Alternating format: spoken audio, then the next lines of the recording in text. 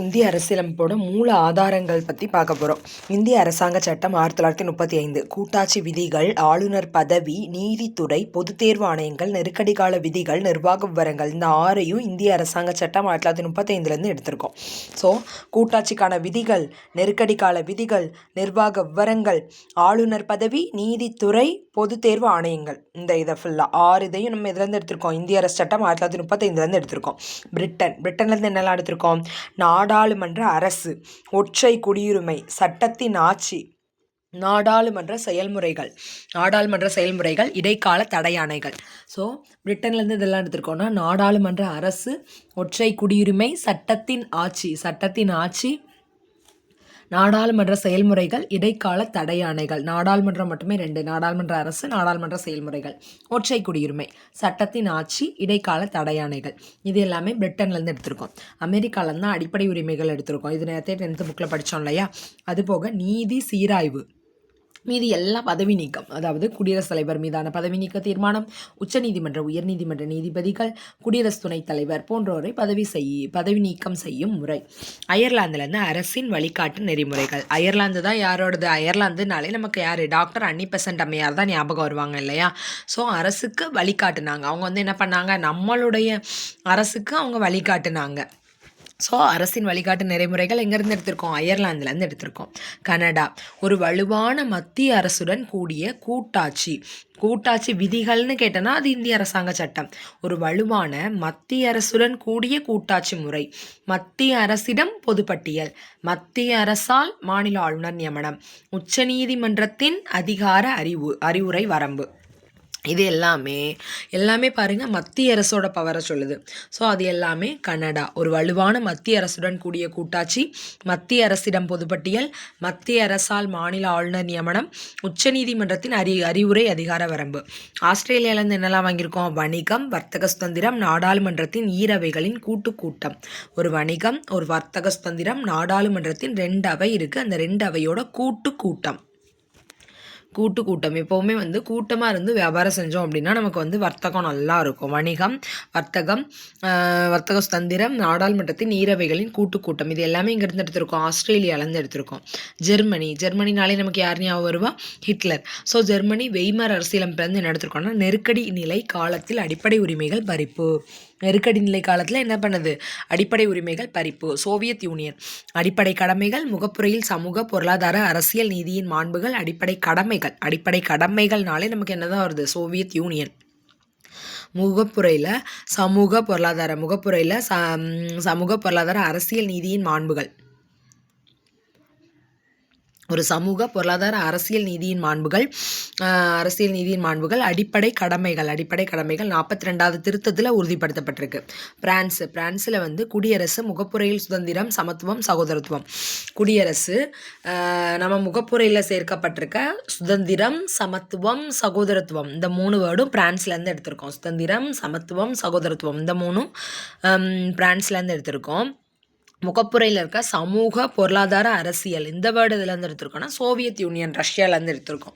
தென்னாப்பிரிக்கா அரசியலமைப்பு திருத்த முறை, தென்னாப்பிரிக்கா. மாநிலங்களவை உறுப்பினர்கள் தேர்வு, தென்னாப்பிரிக்கா. சரியா? அடுத்த திருத்தப்பட்ட வரைவு 1950 ஜனவரி 26 அன்று நடைமுறைக்கு வந்தது. அந்த நாள் தான் நம்ம இன்னும் வரையும் குடியரசு தினமாக கொண்டாடிட்டு இருக்கோம். இந்திய அரசியலமைப்போட சிறப்பியல்புகள். இது ஒரு நீளமான எழுதப்பட்ட அரசியலமைப்பு. இந்திய அரசியலமைப்பு தான் உலகிலேயே நீளமான எழுதப்பட்ட அரசியலமைப்பாக கருதப்படுகிறது. மாநிலங்கள், மத்திய அரசு மற்றும் அவற்றுக்கு இடையிலான உறவுகள் குறித்தும் பல்வேறு விதிகளை கொண்டுள்ளது.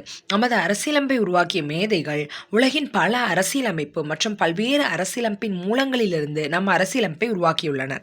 தனிநபர் உரிமைகளை அடிப்படை உரிமைகளாகவும், அரசு கொள்கையின் வழிகாட்டு நெறிமுறைகளாகவும், நிர்வாக செயல்முறை விவரங்கள் என விரிவாகவும் பட்டியல் பட்டுள்ளன.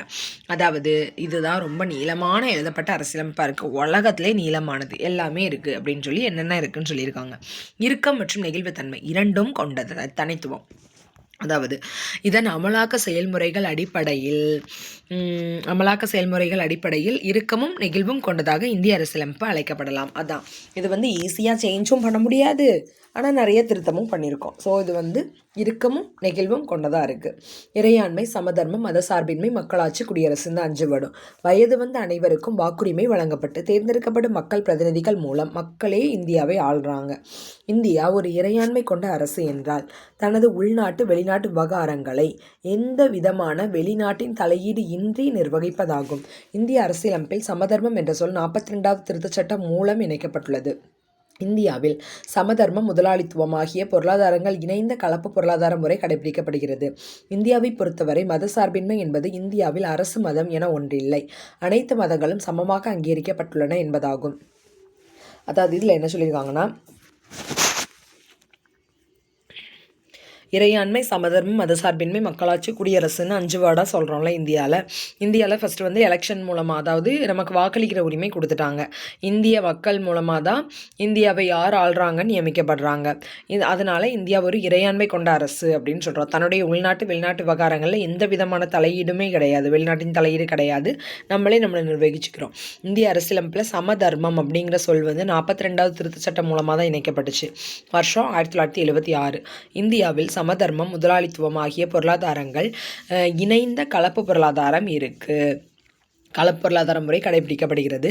இந்தியாவை பொறுத்தவரை மத சார்பின்மை அப்படின்ற ஒன்று வந்து இந்தியாவில் அரசு மதம் அப்படின்னு ஒன்று கிடையாது, அனைத்து மதங்களும் சமமாக அங்கீகரிக்கப்பட்டுள்ளன என்பதாகும். இந்திய குடியரசு என்பது இந்தியாவில் முடியரசு மூலமாக அல்லாமல் தேர்தல் மூலமாக அரசின் தலைவர் தேர்ந்தெடுக்கப்படுகிறார் அப்படின்னு சொல்லிட்டாங்க. ஸோ இந்தியா வந்து முடியரசு கிடையாது, குடியரசு. நாடாளுமன்ற ஆட்சி முறை. அமைச்சரவை குழு செயல்பாடுகளை நாடாளுமன்றம் கட்டுப்படுத்தல் நாடாளுமன்ற ஆட்சி முறை என அழைக்கப்படுகிறது. நாடாளுமன்ற முறை அரசியல் நிர்வாகம் நாடாளுமன்றத்துக்கு கட்டுப்பட்டது. நாடாளுமன்றத்தில் பெரும்பான்மை உறுப்பினர்கள் ஆதரவு இருக்கும் வரை அந்த அரசு நீடிக்கும்.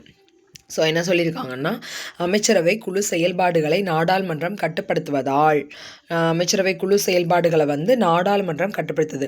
நாடாளுமன்ற ஆட்சி முறை என அழைக்கப்படுகிறது. நாடாளுமன்ற முறை அரசியல் நிர்வாகம் நாடாளுமன்றத்துக்கு கட்டுப்பட்டது. நாடாளுமன்றத்தில் பெரும்பான்மை உறுப்பினர்கள் ஆதரவு இருக்கும் வரை அந்த அரசு வந்து நீடிக்கும். நாடாளுமன்றம் ஆட்சி முறை தான் நம்ம ஃபாலோ பண்ணிட்டு இருக்கோம். நாடாளுமன்ற முறை அரசியல் நிர்வாகம் நாடாளுமன்றத்துக்கு கட்டுப்பட்டதாக இருக்குது. நாடாளுமன்றத்தில் பெரும்பான்மை உறுப்பினர்களுடைய ஆதரவு இருக்கும் வரையும் அந்த அரசு வந்து நமக்கு வந்து நீடிக்கும். ஒற்றை குடியுரிமை. இந்திய அரசியலமைப்பு ஒற்றை குடியுரிமை வந்து வழங்குகிறது. ஒன்றிய அரசு வழங்கும் குடியுரிமையை அனைத்து மாநிலங்களுக்குமானது. ஒற்றை குடியுரிமை தான். இப்போ அமெரிக்காலெல்லாம் பார்த்தோம்னா அவங்க நியூயார்க்கில் ஒரு குடியுரிமை, மொத்தமாக அமெரிக்காவுக்கு ஒரு குடியுரிமை, அந்த மாதிரி 2 குடியுரிமையாக வச்சுருப்பாங்க. இந்தியாவில் அப்படிலாம் கிடையாது. தமிழ்நாட்டுக்கு ஒரு குடியுரிமை, இந்தியாவுக்கு ஒரு குடியுரிமைனா வச்சுருக்கோம், அப்படி கிடையாது. மொத்தமாக ஒரே குடியுரிமை தான். ஸோ அனைத்து மாநிலங்களுக்குமான ஒற்றை குடியுரிமை. 2015 பிப்ரவரி 27 அன்று மக்களவையில் குடியுரிமை சட்டம் 1955 திருத்தங்கள் கொண்டு வந்துள்ளது. 2015 பிப்ரவரி 27 மக்களவையில் குடியுரிமை சட்டம் 1955 கொஞ்சம் திருத்தங்கள் கொண்டு வந்திருக்காங்க. பதிவு அல்லது இயல்புரிமை முறையில் இந்திய குடியுரிமை கோரி விண்ணப்பிக்கும் நபர் குறிப்பிட்ட தகுதிகளை நிறைவு செய்தால் அவருக்கு குடியுரிமை வழங்கப்படும். இந்தியாவில் தொடர்ந்து குடியிருந்தாலோ அல்லது அரசு பணியில் 12 மாதங்கள் இருந்தாலோ ஒரு நபர் இந்திய குடியுரிமை கோரி விண்ணப்பிக்க முடியும். என்ன பண்ணலாம்? பதிவு செஞ்சுக்கலாம், அப்படி இல்லைன்னா இயல்புரிமை கோரி விண்ணப்பிக்கலாம். 2 ஆப்ஷன் என்னதுலான்னா, இந்தியாவில் தொடர்ந்து குடியிருக்கணும், அப்படி இல்லைன்னா அரசு பணியில் 12 மாதங்கள் இருக்கணும். ஒரு நபர் இந்திய குடியுரிமை கோரி விண்ணப்பிக்க முடியும். ஆனால் அசாதாரண சூழல் நிலவும் ஆனால் இந்த தகுதிகளை தளர்த்தி கொள்ளவும் இந்த சட்டம் வழிவகுக்கிறது. வயது வந்து ஒரு வாக்குரிமை. ஒரு நபர் ஒரு வாக்குரிமை என்னும் கோட்பாட்டின் அடிப்படையில் 18 வயது நிறைவடைந்தோர் தேர்தலில் வாக்களிக்கும் தகுதி பெறுகிறார்கள். தேர்தலில் வாக்களிப்பதில் இந்திய குடிமக்களிடையே சாதி, மதம், பால், இனம் அல்லது தகுதி அடிப்படையில் எவ்விதமான பாகுபாடும் கடைபிடிக்கப்படுவதில்லை. ஒரு நபர் ஒரு வாக்குரிமை என்னும் கோட்பாட்டின் அடிப்படையில் 18 வயது நிறைவடைந்தோர் தேர்தலில் வாக்களிக்கக்கூடிய தகுதியை வந்து பெறுறாங்க. ஒரு நபர் ஒரு வாக்குரிமை. 18 வயசு நிரம்பிட்டினாலே நம்ம வந்து தேர்தலில் போய் வாக்களிக்கலாம். தேர்தலில் வாக்களிப்பதில் இந்திய குடிமகனிடையே சாதி, மதம், பால், இனம் அல்லது தகுதி அடிப்படையில் எந்த விதமான பாகுபாடுமே கடைபிடிக்கப்படுறது கிடையாது. சுதந்திரமான ஒருங்கிணைந்த நீதி அமைப்பு. இந்தியாவில் நீதித்துறையின் செயல்பாடுகளில் நிர்வாக தலையீடோ அல்லது நாடாளுமன்ற சட்டமன்றங்களின் தலையீடோ இல்லாமல் இயங்கும் ஒரு தன்னாட்சி அமைப்பாகும்.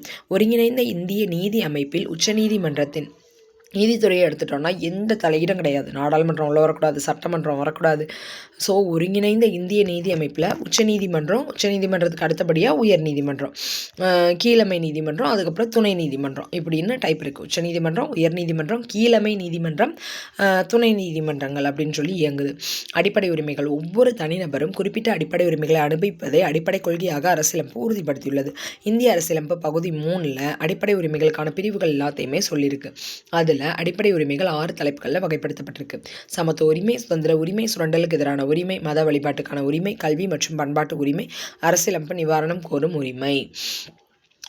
தொடக்கத்தில் சொத்துரிமை உறுப்பு 31A ஆவின் கீழ் வழங்கப்பட்டிருந்தது. அதன்படி சொத்து உரிமையும் அடிப்படை உரிமையாக இருந்தது. எப்போ 7 உரிமை இருக்கமிச்சில். இப்போ 44வது திருத்த சட்டம் 1978 2 கூடியிருக்கு பாருங்களேன். 42வது திருத்த சட்டம் எந்த வருஷம்? 1976. ஸோ அதுலேருந்து 2 வருஷம் கழிச்சு 2 திருத்த சட்டம். 44வது திருத்த சட்டம் 1978 சொத்து உரிமையை அடிப்படை உரிமையில் இருந்து நீக்கிவிட்டு உறுப்பு 300A சேர்த்தது. உறுப்பு 300A சேர்த்தது. இதன் மூலம் சொத்து உரிமை சட்ட உரிமையாக கருதப்படுகிறது. இதன் மூலமா சொத்து உரிமையை நம்ம என்ன சொல்றோம்? சட்ட உரிமை அப்படின்னு சொல்றோம். இந்திய அரசியலமைப்பு வழங்கியுள்ள அடிப்படை உரிமைகள் நீதிமன்றத்தால் நிலைநாட்டப்படுபவை ஆகும். ஒரு நபர் தமது அடிப்படை உரிமைகள் மீறப்பட்டுள்ளதாக கருதுவாரானால் நீதிமன்றத்தினை நாடி நிவாரணம் அடைய முடியும்.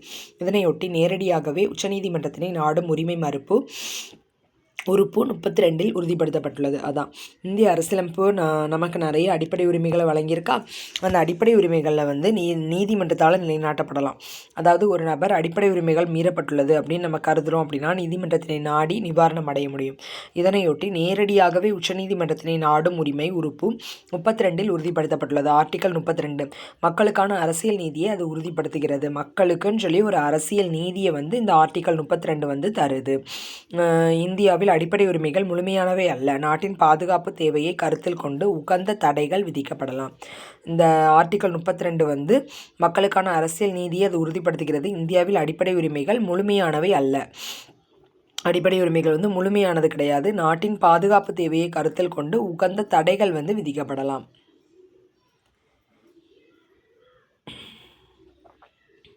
நாட்டின் பாதுகாப்பு தேவையை கருத்தில் கொண்டு உகந்த தடைகள் விதிக்கப்படலாம்.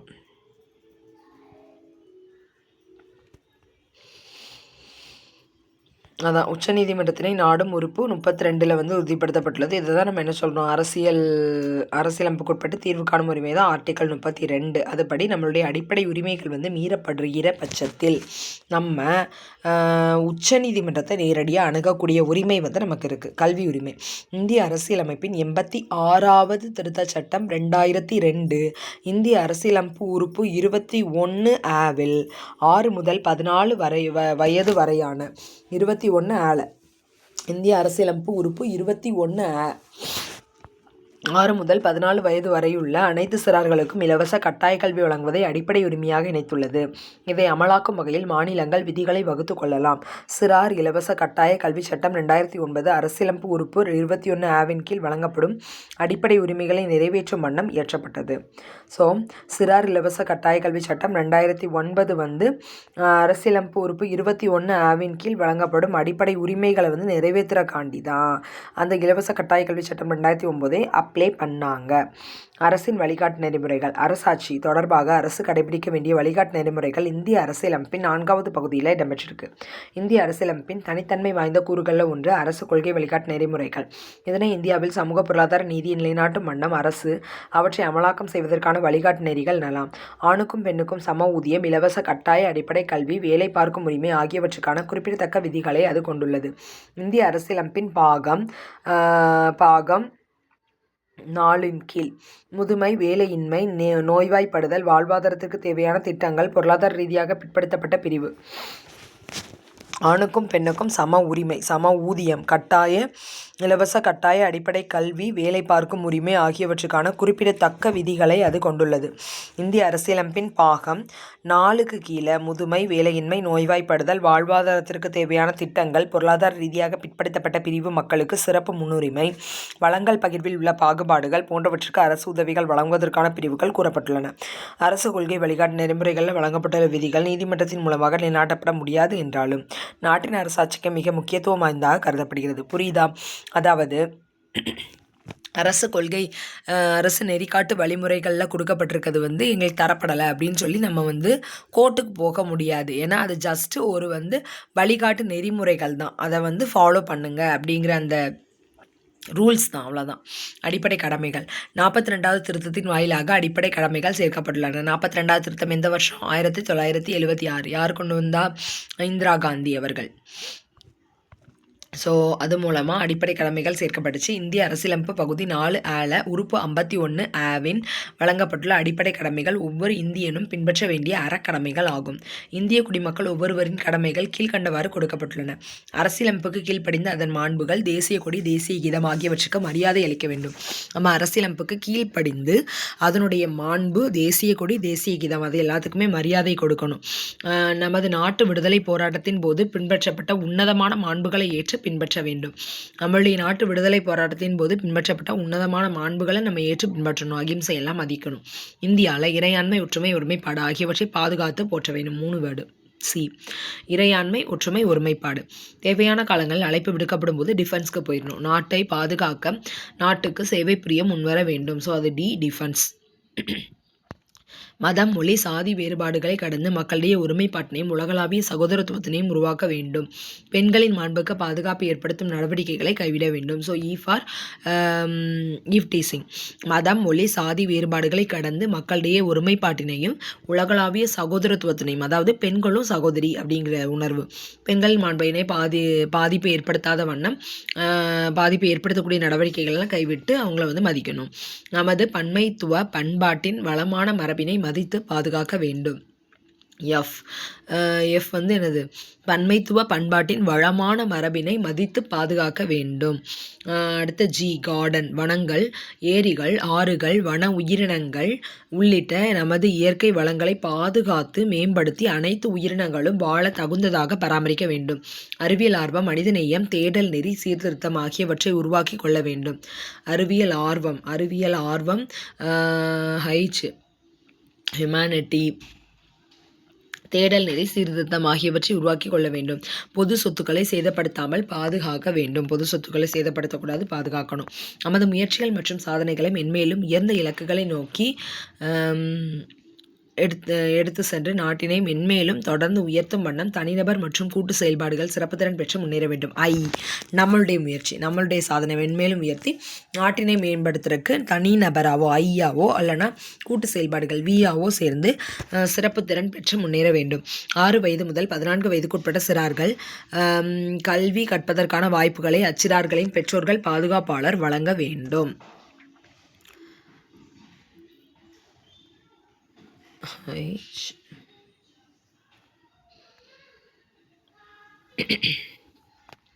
கூட்டாட்சி அல்லது ஒற்றையாட்சி. இந்தியா சிதைக்க முடியாத ஒன்றியமும் மத்திய அரசும் சிதைக்க தக்க மாநிலங்களும் கொண்ட ஆட்சி முறையாகும். அதாவது நெருக்கடி நிலை காலத்தில் ஒற்றையாட்சி குணாம்சம் கொண்டது என்பது இதன் பொருளாகும்.